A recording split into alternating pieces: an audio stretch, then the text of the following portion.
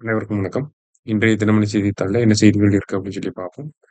So, இன்றைய செய்தித்தாள் பார்த்தீங்கன்னா, பெரிய அளவு செய்தி இல்ல. எல்லாமே இன்னைக்கு அ முக்காவாசியான செய்திகள் என்ன அப்படின்னு சொல்லி பார்த்தீங்கன்னா, மகளிர் தினத்துக்கான வாழ்த்துக்கள் தான் குடுத்துருக்காங்க. மார்ச் 8ஆம் தேதி உலக மகளிர் தினம் அப்படிங்கிறனால, அத பத்தி தான் குடுத்துருக்காங்க.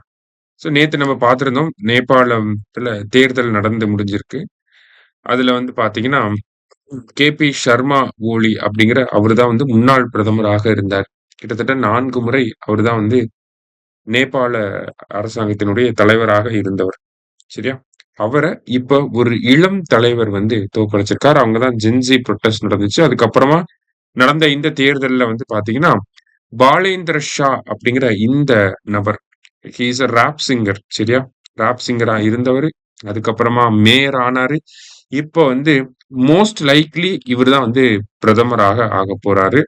நேபாள் அப்படிங்கிற நாட்டினுடைய மிக மிக மிக இளைய வயதுல அ ஒரு கட்சிய நடத்தி பிரதமர் ஆகக்கூடிய ஒரு விஷயத்த வந்து சாதனைய வந்து படைச்சிருக்காரு. சரிங்களா? அவருடைய ராஷ்டிரிய சுதந்திர கட்சி வந்து பார்த்தீங்கன்னா, கிட்டத்தட்ட நேற்றைய நிலவரப்படி பார்க்கிறப்ப 74 இடங்கள்ல வந்து வெற்றி பெற்றிருக்காங்க.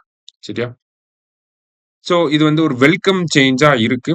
ஆ இந்தியா, நேபாள் ரிலேஷன்ஸ்ல இது வந்து அடுத்த கட்டங்களுக்கு நகரும் அப்படிங்கிறதையும் நம்ப எதிர்பார்க்கிறோம். சரிங்களா? ஸோ காத்மண்டு நகரத்தினுடைய மேயரா இருந்து, இப்ப நேபாளுடைய பிரதமராகவே வந்துட்டாங்க. சரியா? ஒரு இன்ஸ்பைரிங் ஸ்டோரி தான். அடுத்தது தமிழக அரசாங்கத்தின் சார்பாக பார்த்தீங்கன்னா, பாரதியார் இல்லம் அப்படிங்கிற ஒரு சமூக ஊடக பக்கம் வந்து தொடங்கப்பட்டிருக்கு. மார்ச் 8ஆம் தேதி வந்து நமக்கு பெண்கள் தினம் அப்படின்னு சொல்லி சொல்றோம். பாரதியார் அவர்களும் பார்த்தீங்கன்னா, பெண்களுடைய அ உரிமைகளுக்காக, சமத்துவத்துக்காக நெறைய பாடல்கள் எழுதியிருக்காரு. சக்கரவர்த்தினி அப்படிங்கிற மேகசின நடத்தியிருக்காரு. இந்த மாரி பெண்ணுடைய அந்த விமன் எம்பவர்மென்ட்டுக்காக நெறைய விஷயங்கள முன்னெடுத்தவர் தான் பாரதியார்.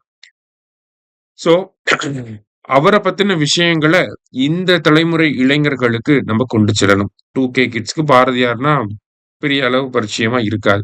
மேபி.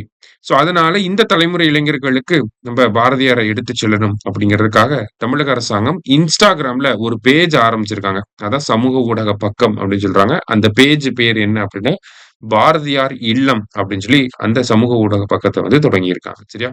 ஸோ, இன்னைக்கு 2 விஷயங்கள பார்த்திருக்கோம். நன்றி.